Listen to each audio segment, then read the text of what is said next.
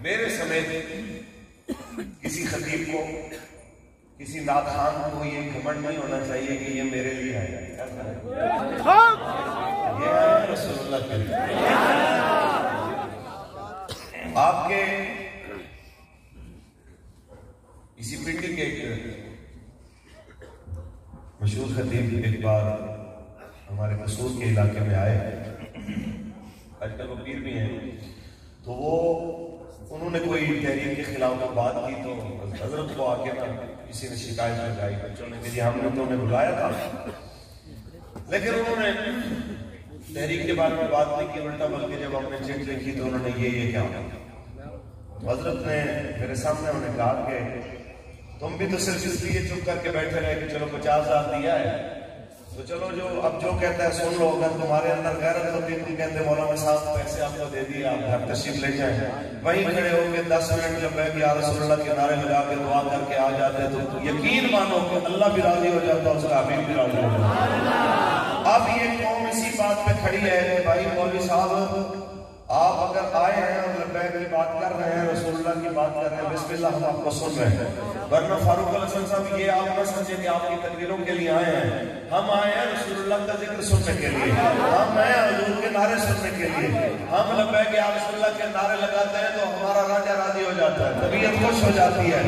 یہ وہ نعرہ ہے جس سے پاور کم نہیں ہوتی بلکہ پاور جنریٹ ہوتی ہے اور بڑھتی ہے. تو بات اتنی سی ہے کہ یہ آئے اس لیے بیٹھے ہیں، جو جن کو جگہ نہیں ملی وہ کھڑے بھی اس لیے ہوئے ہیں کہ جناب مولوی صاحب تیری شکل دیکھنے نہیں آئے، مولوی صاحب یہاں پہ تمہاری ذات بات اور گھر بار کی بات سننے نہیں آئے، اس لیے آئے ہیں. کوئی یار دی گل سنا اللہ نہ علمہ وچ فسا اللہ، بس یار دی گل سنا. یہاں پہ غازی ملک ممتاز حسین قادری صاحب کا گھرانہ بھی یہاں پہ، غازی راجہ محمد زہیر صاحب کا جناب اعلیٰ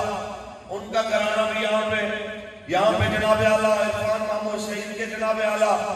عزیز و اقارب بھی یہاں محمد عربی کے فقیر رسول اللہ کے ناموس پہ جیلے جانے والے، پرچے کٹوانے والے، یہ سارا کچھ دیکھ کے حضور کے نعرے لگانے والے بھی یہاں موجود. یہ صرف اس لیے آئے ہیں کہ ہم دنیا کو بتا دیں ہمارا جینا مرنا رسول اللہ کے لیے. علامہ شفیق قادری صاحب بیان فرما رہے تھے، اور میں بس باقی باتیں تو میں حضرت سے اکیلے میں کروں گا، لیکن میں بس اتنا کہنا چاہتا ہوں کہ دیکھیں جی غصہ تو یقینی طور پہ آتا ہے، لیکن ہم کہتے ہیں کہ چلو اب بھی ہم آپ کو موقع دیتے ہیں کہ اگر 4 دن آپ کے اسمبلی میں بچ گئے ہیں تو کچھ رسول اللہ کی عزت کے لیے کر لو، کچھ حضور کے دین کے لیے کر لو، اپنی آخرت کے لیے کچھ کر لو. مولانا صاحب جو بات آپ کے سامنے کر رہے ہیں کہ ہم نے برادریاں نہیں دیکھنی، ہم نے قومیں نہیں دیکھنی، ہم نے صرف رسول اللہ کے دین کے لیے دنیا کو بتانا ہے کہ بچی کی کیا حیثیت ہے، ہماری گردنیں بھی رسول اللہ کی. آپ کی بی بی کے امیر بھی بڑا خوبصورت خطاب کر رہے تھے. آئیں بات شروع کرتے ہیں. ہمارے پاکستان میں کچھ عجیب دانشور ہیں کہ جب مسلمان کا لہو گرتا ہے تو انہیں ہوش نہیں آتا، جب مسجد رحمت للعالمین کا فرش لہو ہو جاتا ہے تو وہ سوئے رہتے ہیں. آگے میں مثالیں بعد میں دیتا ہوں، پہلے میں ان کی مثال دوں کہ ان کی جیسی مثال ایسی ہے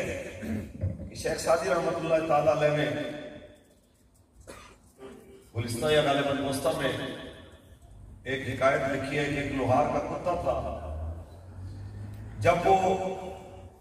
لوہا پیٹتا رہتا تھا تو وہ کتا سکون سے سویا رہتا تھا، اس کی آنکھ بھی نہیں کھلتی. اب کتنی آواز آتی ہے، تھوڑا چل رہا ہو تو آپ کو پتہ کتنی آواز آتی ہے. وہ کتا بڑے سکون سے پڑا رہتا تھا، لیکن جب وہ کھانا کھانے لگتا تھا تو اس کے روٹی چبانے کی چپ چپ کی آواز سن کے نہ اس کے کان کھڑے ہوئے، وہ بیدار ہو جاتا. سیم اس کتے کی طرح جو ہتھوڑے کی آوازیں نہیں سنتا تھا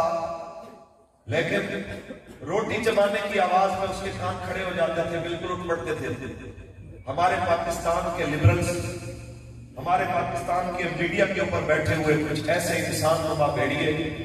انہیں بالکل وہ نظر نہیں آتا جب چوک بہادر پر رحیم یار خان میں 10 سال کے بچے کو گولی مار دی جاتی ہے، جب حافظ قرآن بچے پہ بختر بند گاڑی چڑھا دی جاتی ہے، انہیں کچھ نظر نہیں آتا، جب مسجد رحمت اللہ العالمین کا فرش لہو لہو ہوتا ہے انہیں کچھ نظر نہیں آتا، نہ انسانیت جاتی ہے،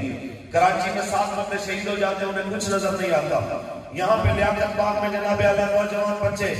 خون میں لت پت کر دیے جاتے ہیں، کچھ بھی نظر نہیں آتا۔ لیکن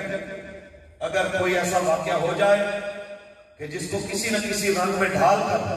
مسلمانوں کو بدنام کرنے کی باری آئے تو فوری طور پہ ان کی انسانیت بھڑک اٹھتی ہے، فوری طور پہ ان کا احساس ذمہ داری جاگ اٹھتا ہے، 200 گز لمبی زبانیں ان کی باہر نکل آتی ہیں، تو اور پھر وہ انسانیت کے آ کے لیکچر دیتے ہیں۔ بندہ نہ وہ پنجابی میں کہتے ہیں لال لتر لوے 100 گیٹ کے پھر بول جاتے ہیں۔ کچھ انسان کے بچے بنو، تو ہم نے آج تک ہمارے بارے میں بات کی ہے، ہم برداشت کرتے رہے، لیکن 285 کے بارے میں اب تمہاری زبانیں ادھر جا رہی ہیں، ایسا نہ ہو کہ یہ زبان بدھی سے کھینچ رہے ہیں، بعد میں تم کہو کہ جناب یہ کیا کر دیا ہے۔ اپنی زبان کو لگام دو، یہ یاد رکھو، اگر تمہیں تعارف نہیں ہے تو کسی سے پوچھ لو، یہ محمد عربی کے وہ فقیر ہیں جنہیں دنیا فیض آباد والوں کے نام سے جانتی ہے، رسول اللہ کے وہ فقیر ہیں جو جناب اعلیٰ لاہور سے وزیر آباد چلتے ہیں تو چپا چپا لبیک یا رسول اللہ کا دعا بن جاتا ہے۔ یہ وہ رسول اللہ کے غلام ہیں جو اپنے بھائیوں کی لاشیں گرتی دیکھ کے پیچھے نہیں ہٹتے بلکہ اور آگے بڑھتے ہیں اور کہتے ہیں ستم گر دھرا ہنر آزمائے، تو تیر آزما ہم جگر آزمائے۔ جتنا کچھ بھی ہوتا رہتا ہے یہ پھر بھی رسول اللہ کی بات کرتے ہیں اور دنیا کو سناتے ہیں ہمارے ساتھ جو مرضی کیے جا، رسول اللہ کی ناموس کے پیرے سے ہم پیچھے ہٹنے والے بلکہ انہوں نے جیلیں بھی، تھانے بھی، ٹارچر سیل بھی، سب کچھ آباد کیا، کوٹ کے چہریاں بھی لبیک میں ناروں سے آباد کر دیں اور دنیا کو سنایا ہے بس کے سخن جاری اور چکی کی مشقت بھی ہے بس کے سخن جاری اور چکی کی مشقت بھی ایک طرفہ تماشا ہے، حسرت کی طبیعت بھی جو چاہو ستم کر لو تم اور بکھر کے لو، پر ہم سے قسم لے لو شکایت بھی، پر ہم سے قسم لے لو کہ ہو جو شکایت بھی، تم سے جو ہوتا ہے تم کر لو، ہم نے اپنی جانیں رکھی رسول اللہ کے لیے، پھر ہم سے سوال کرتے ہو مولوی ہو تم نے اس قوم کو کیا پڑھا دیا ہے؟ میں نے کہا ہم نے کچھ نہیں پڑھایا، بابا جی نے عشق رسول کا جام پلایا۔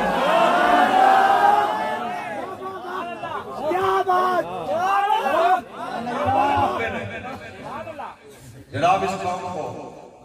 عشق رسول کا جام پلایا۔ آپ سوچیں کہ غازی ملک ممتاز حسین قادری صاحب جیسا بھائی دیکھے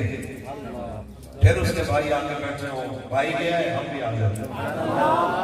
راجہ زہیب شہید جیسا بچہ دیکھ کے پھر بھی والد آیا ہو کہتا ہے بیٹا گیا ہے میں بھی آ جاتا۔ آپ کیا کہتے ہیں؟ بیٹے کو آپ کو برداشت نہیں ہوتا،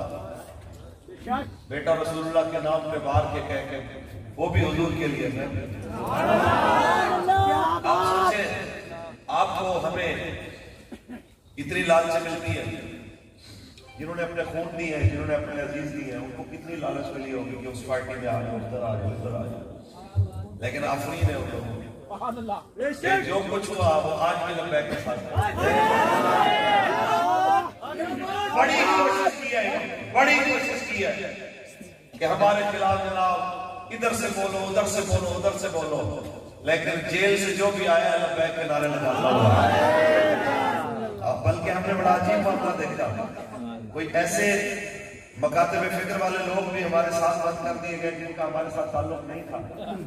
تو جب وہ نکلے ہیں تو وہ بھی لبیک کے یا رسول اللہ کے نعرے لگا، وہ بھی لبیک کے نعرے لگا، وہی اس لیے کہتے یار جو چس اس نعرے میں اس لیے یہ بابا جی کا فیضان ہے۔ بابا جی نے پاکستان سے فرقہ واریت کی جڑ کاٹ کے اس قوم کو جو کلمہ پڑھنے والی ہے رسول اللہ کی ناموز پہ اکٹھا کر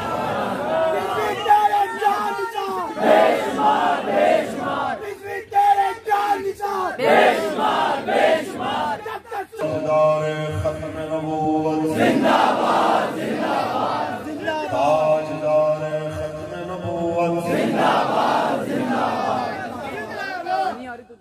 یہ جماعت وہ ہے جو اس کو اس جماعت میں مسئلہ ناموس رسالت سمجھ آیا ہے، آپ اسے اسٹارٹ بھی تو وہ یہاں سمجھا۔ مفتی کلیم اللہ ضیائی صاحب بیٹھے ہوئے ہیں،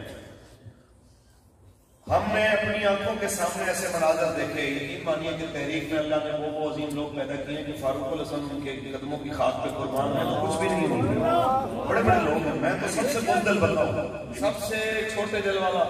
سب سے کمزور ترین بندہ میں ہوں، اور مجھے اگر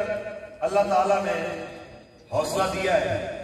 اپنے حبیب علیہ السلام کے طفیل کو ذریعہ آپ جیسے حضور کے غلام بنے، آپ کے جناب حوصلے کہ آپ سوچیں اتنا اعتماد کیا ہے ہمارے ساتھیوں نے ہمارے اوپر کہ جب ایک ساتھی کو بار بار کے انہوں نے کہا کہ نعرے بند کرو، وہ باز نہیں آیا، پھر آخر جب اس کی رہائی ہوئی تو کسی نے کہا کہاں جانا ہے، کہنے لگا سب سے پہلے تھانے جانا ہے، میرا جھنڈا ان کے پاس ہے، میں جھنڈا لوں گا، پھر بابے